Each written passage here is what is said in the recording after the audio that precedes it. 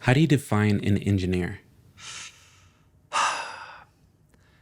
I see really there are two types of engineers. There's ones who are more innovative and ones who are more refining. So the innovative ones are looking at how do we completely change a paradigm for a particular product or a lifestyle. And this could correlate to music or manufacturing or medicine, all those types of things could be categorized as an engineer. But when it comes to music, I think the innovators would be ones who think big picture, long-term quantum leaps with the industry. And those are guys who, created the cassette tape, and they went from a record to a cassette tape or to a digital medium like a CD.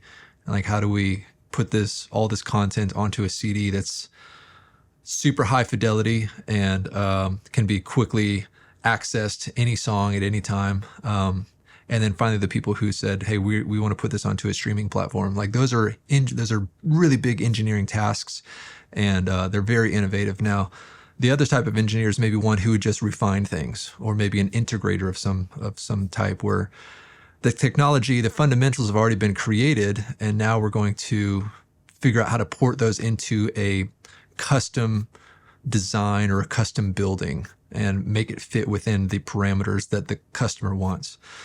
And so on the topic of music here, an audio engineer is generally one where somebody will provide some kind of content, whether it's raw drums or vocals or something like that. And they say, I want this to sound beautiful. I want it to be perceived as beautiful art.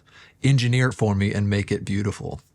And so, I think it is a blend of kind of science and math and also art. You're trying to blend the two things together, and hopefully it creates something that is compelling for the audience, compelling for the customer, and a story that really has ebbs and flows, peaks and valleys in the end, and keeps the interest alive.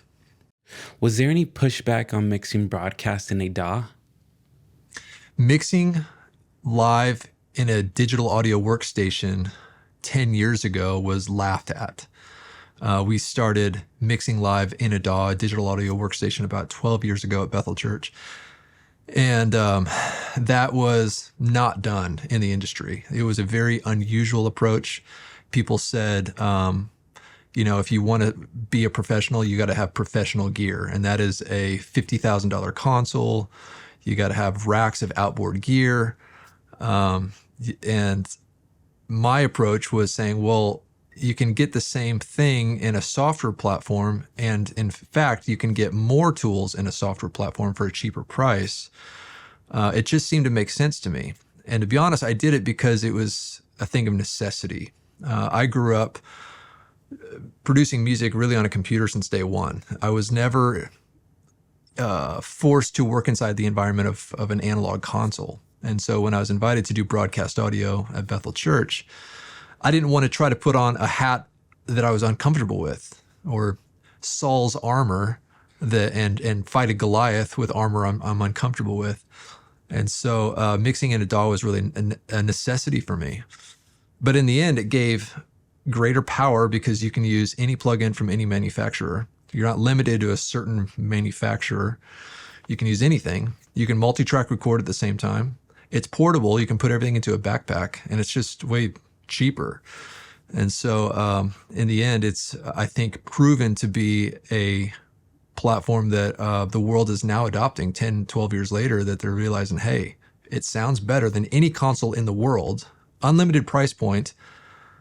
Pro Tools or mixing in a DAW can give you a better sound than really any console, as far as like the automation of things, the ability to use plugins from any manufacturer. I think the pros far outweigh the cons. What are the cons? Well, let me just give you a couple. If you're trying to do high I/O stuff, like a lot of inputs and outputs, or you're trying to do very low latency things, consoles can win on that thing. So say you're a monitor engineer and you're trying to create a custom mix for each band member. That's 10 mixes you've got to create for the band members. That's a lot of I/O needs, a lot of audio input needs, as well as those band members need to have extremely low latency. So when the drummer's hitting that snare, it's not going through the processing and coming back too late. It's coming back instantly, so they can get an instant feedback to what's happening. Those types of requirements are generally better suited for a console. They're made for that specific application. Broadcast, on the other hand, latency doesn't matter. Latency is completely irrelevant to the end user, whether it's a half a second delay or 10 minutes of delay. Really, the end user doesn't have a clue of the difference of those two things. And so we can use that to our advantage and have more tools by leveraging that than you could on a regular console. So it's been great. Another benefit to this is since we multi-track record everything inside that DAW, we save it all. And our songwriters have greatly benefited from reviewing those recorded files and we'll go back and actually create albums from those live moments. And we have content going back maybe 7 years. All the multi-track audio for the last 7 years, if it's a streamed event, is saved. So that's very invaluable when it comes to song production, album production, and even refining things for your band and singers. To be able to go back and solo something, hey, what was my guitar tone like, not just in the mix, but soloed out? You can have a lot better perspective of what's right and what's wrong when you can really zoom into that type of resolution.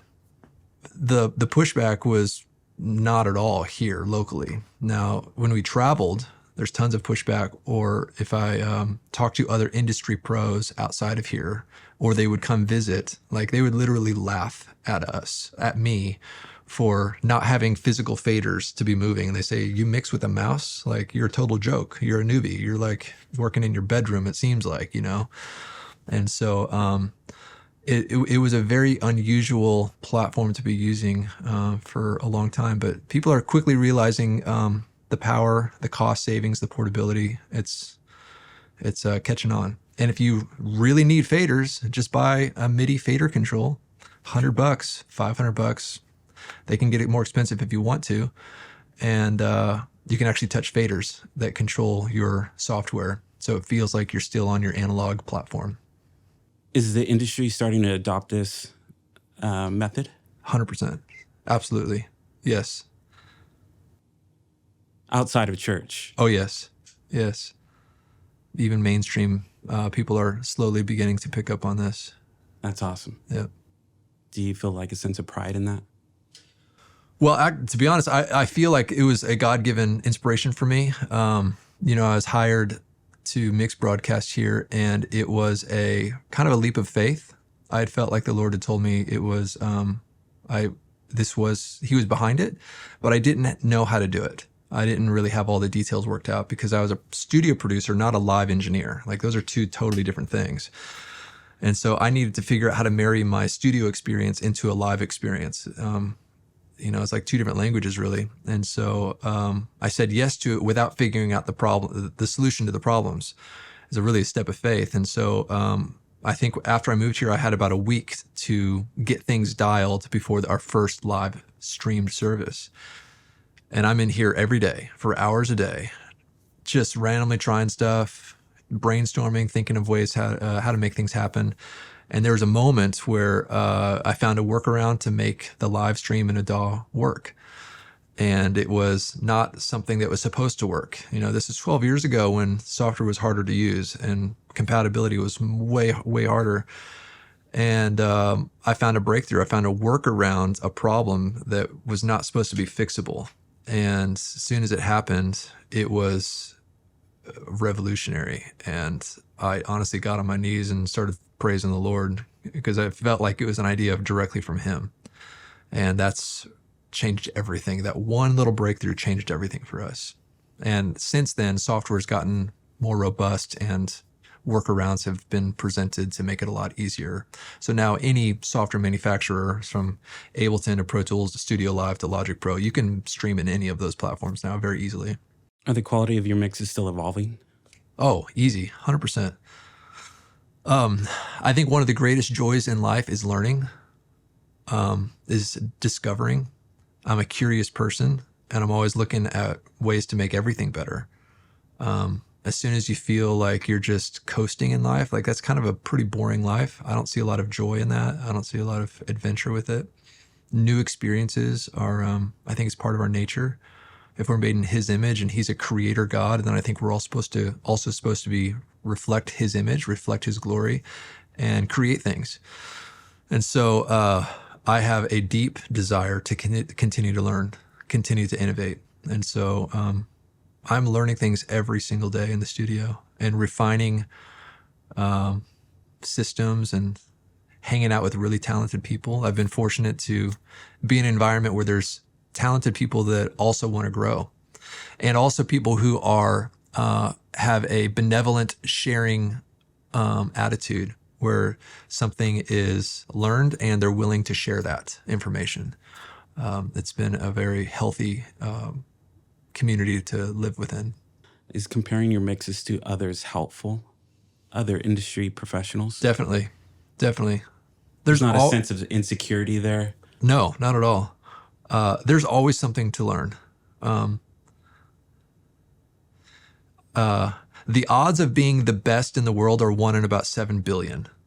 So just know that, like, when you think you're doing really great, you being the best is about 1 in 7 billion, number one.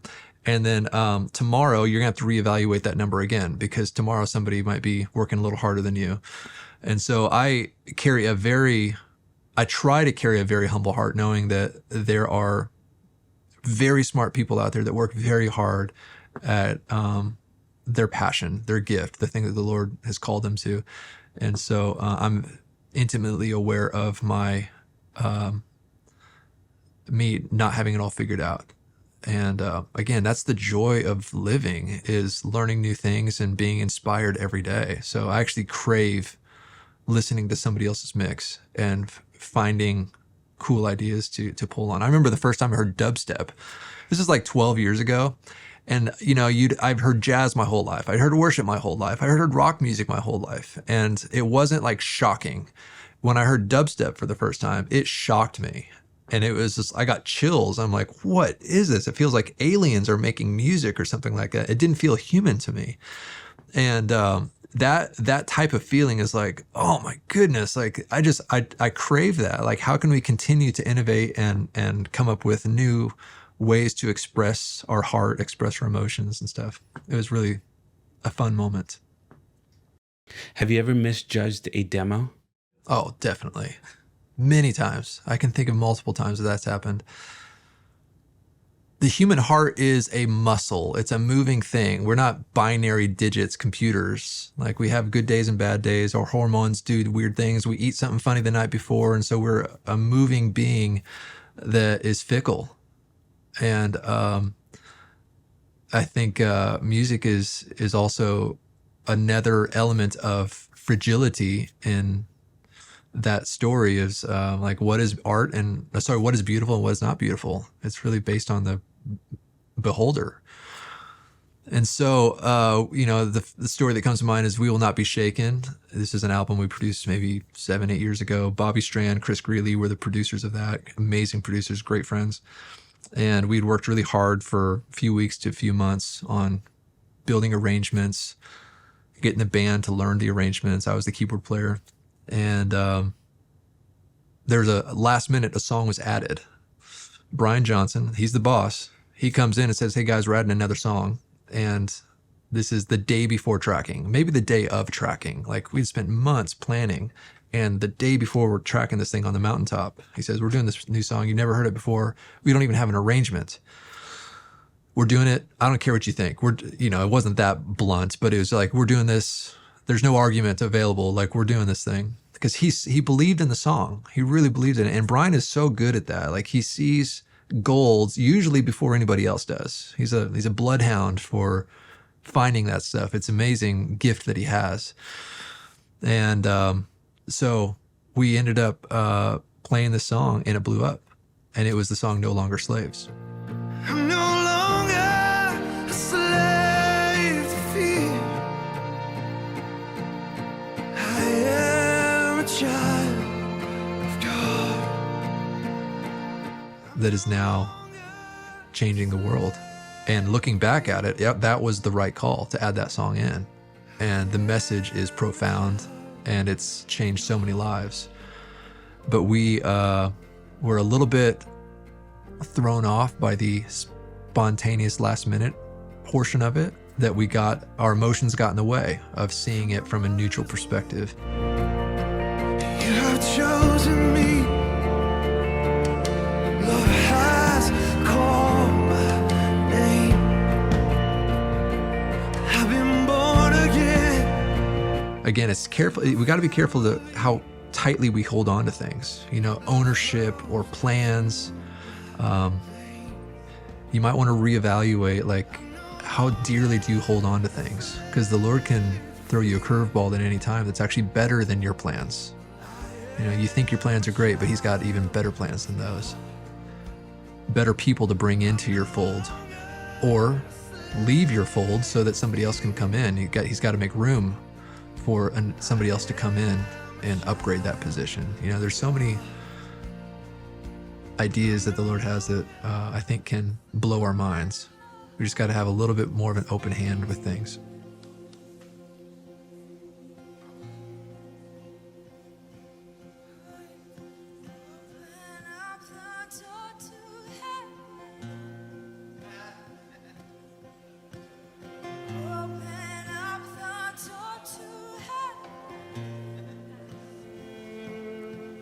What are your thoughts looking back at this earlier season at Bethel?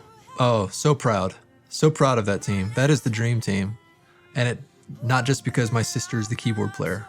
Oh, That's my sister Lydia playing keys. yes, I remember. But you know, Jeremy and Steph, and I think Dan McKenzie might be on there. There's a lot of amazingly talented people there. And yes, the look is different, the sound might be different, but the gold is still there. And you say, like, why is that special? You know, our budgets were tiny back then, and we still are able to capture something that impacts the heart, like you said. It's the songs, it's the people. You know, that's really what it comes down to. You know, you have unlimited budgets and you're put that into an empty room, it's pointless.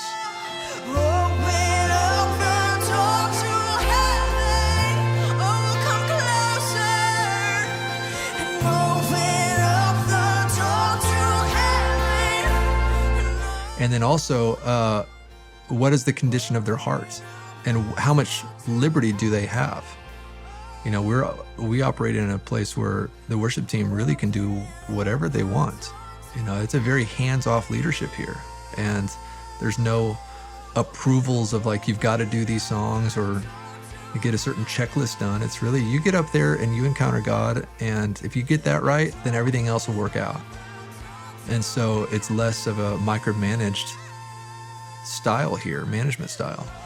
And I think what you're seeing there is people who are unafraid, and they're willing to just put it out all on the line, and they're displaying their private life in a public manner.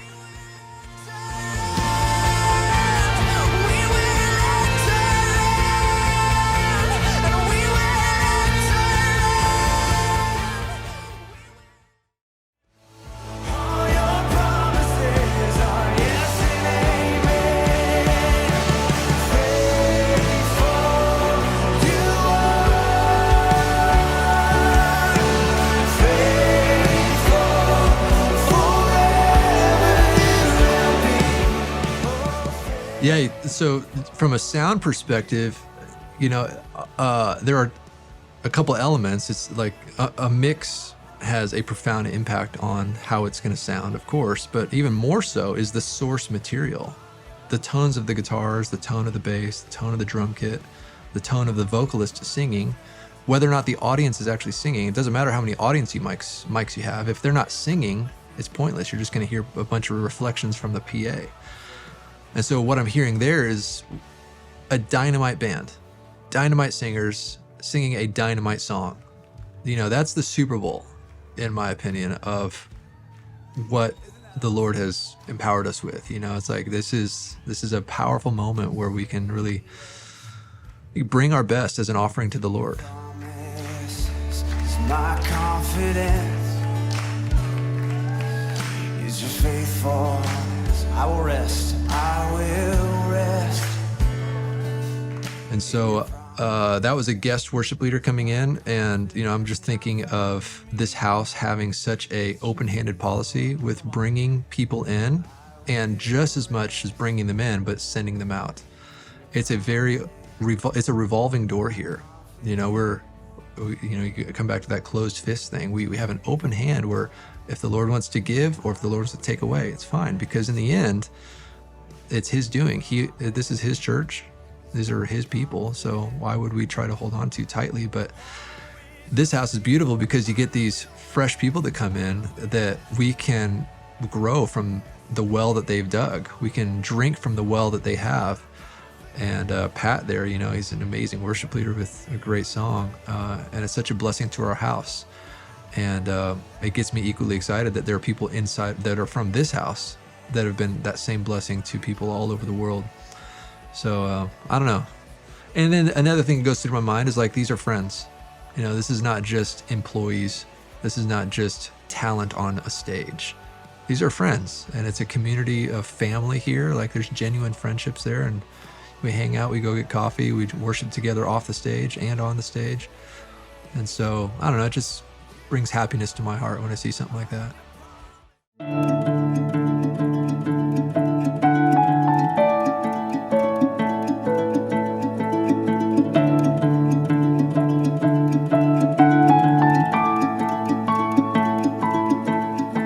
So the first two videos you showed me were just live worship encounters, and the preparation was about an hour sound check before we go, and then we go. So it's very off the cuff, spontaneous, the way those first two videos were arranged.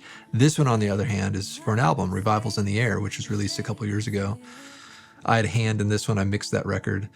And I think we tracked it over a period of maybe a month, and it was mostly just church services.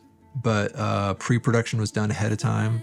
Intentionality of like, let's be creative about the certain tones that are going to be used in certain songs was really well thought out.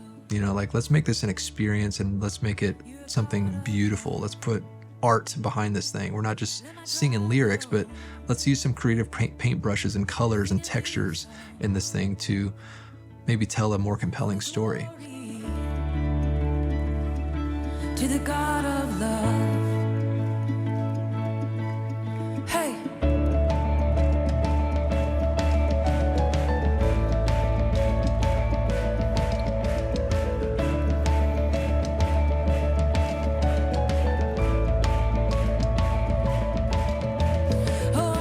And so we're looking at the Helsers here, and these guys are just gems of people. You know, not only do they have amazing personal lives, but that gold is spilling out into the songs they're writing. They have a school that they have there, and it's beautiful to see their personal lives, and we were blessed to have them. So you know, they have their own band members, Cageless Birds, and I think this is Luke Skaggs and Molly Skaggs, brother and sister. They are just unbelievably talented, and to have guys and gals like that is just so refreshing. You know, I think a healthy lifestyle is to be exposed to people that are better than you and have different perspectives than you. All the glory to the God of love. Hey! And so if you are the type of person where you only want to hang out with a certain people group because you feel safe, you're probably limiting your growth potential. Growth happens when there's opposition. Growth happens when there's an idea that you haven't explored before. And so you might consider getting out of your comfort zone and bring in a guest that leads a little differently than you, that plays a little differently than you, because I guarantee there's going to be some meat on those bones that you can eat. That's terrible analogy to use, but there's going to be some gold within the rough. There's going to be a diamond within the rough to be able to celebrate, and you'll become stronger for it. So bringing in these types of instruments and music and players is just so refreshing. It's exciting. You know, like, why do we do this? Is of course to magnify the Lord, but also we want to have fun while we're doing it. We want to enjoy it and laugh and have a good time. And I think these types of instruments here are just fun.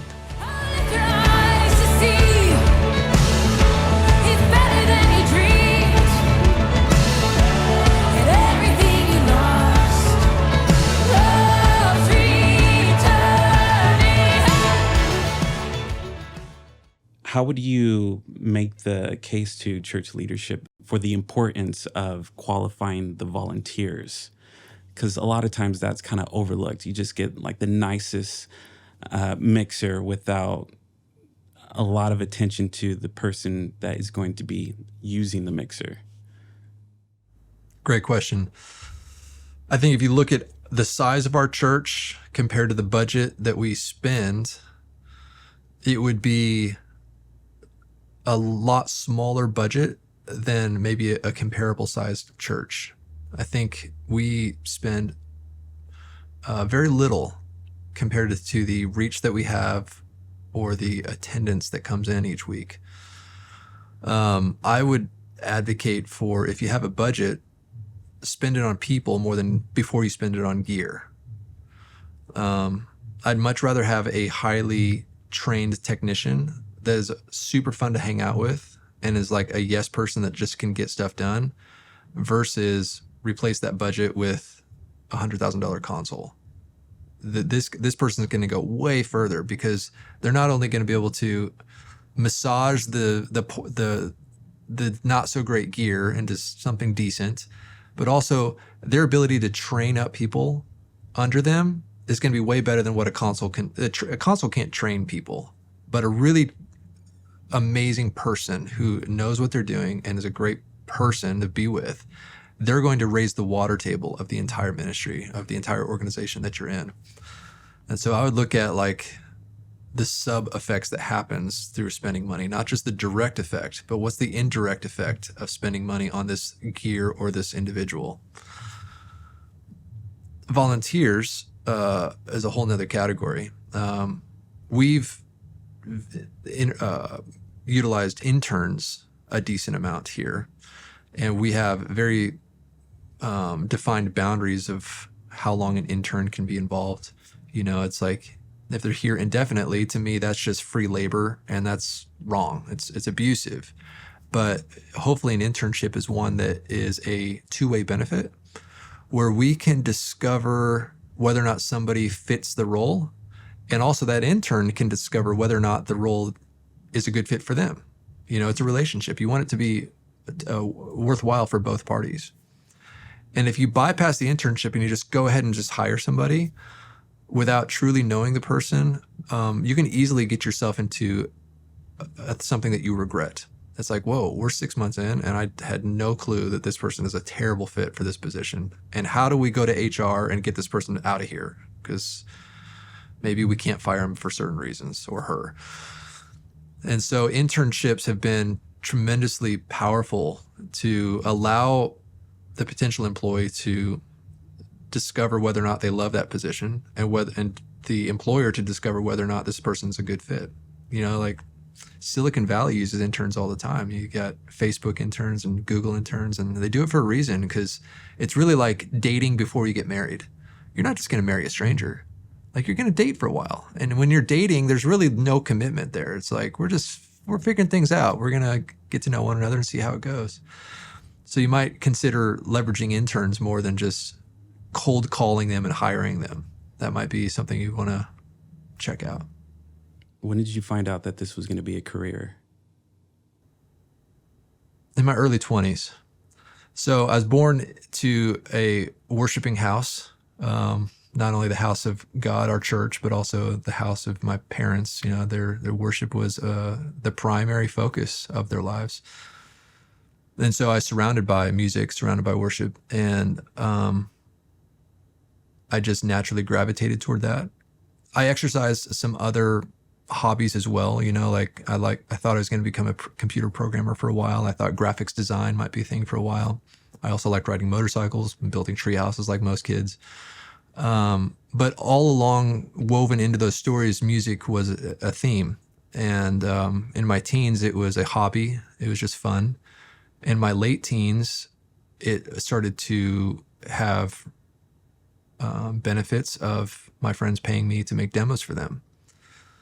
In my early 20s, it became, you know, nearly my exclusive income was just making music for friends at that time. No marketing. I didn't join some like school or firm or something like that. It was very organically based, working in my parents' basement.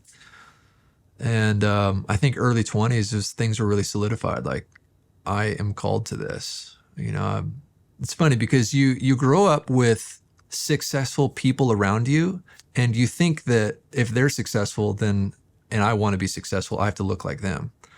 And I grew up around a lot of successful people, and I would always in the back of my mind thinking like, maybe I need to look like they do, or like they do, or like they do. And there's 30 different versions of success. And so you have this kind of insecure moment that comes and goes through your teenage years. And it's always trying to be somebody that you're not. And like, I wasn't called to those things. And in your early 20s, in my early 20s, that call began to get refined. The scope of this wide started to narrow to this wide. And I could feel more confident in those things. I was less insecure. Insecurity was not as much of a thing. And I could make bold statements that I didn't have to second guess, and take bigger risks because I felt like the Lord was behind the call. When he's on your side, you can't lose. And so the clarity was increased in during those years.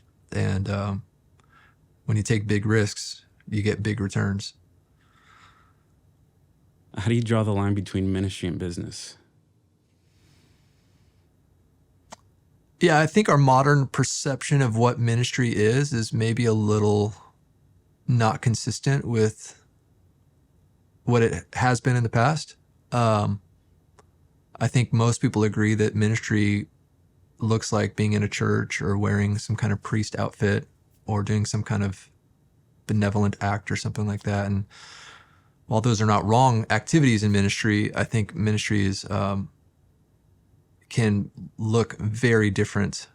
I think if you go back to our heroes of the faith, it's Abraham, Isaac, Jacob, Joseph, Solomon, David. Those guys were business gurus. They weren't living in a temple all day, every day. Like, they were out serving the Lord by walking out their calling. They knew the heart of God, and they knew who they were called to be, and they embraced that call. And I think that is ministry. Ministry is obedience to the Lord's call in your life.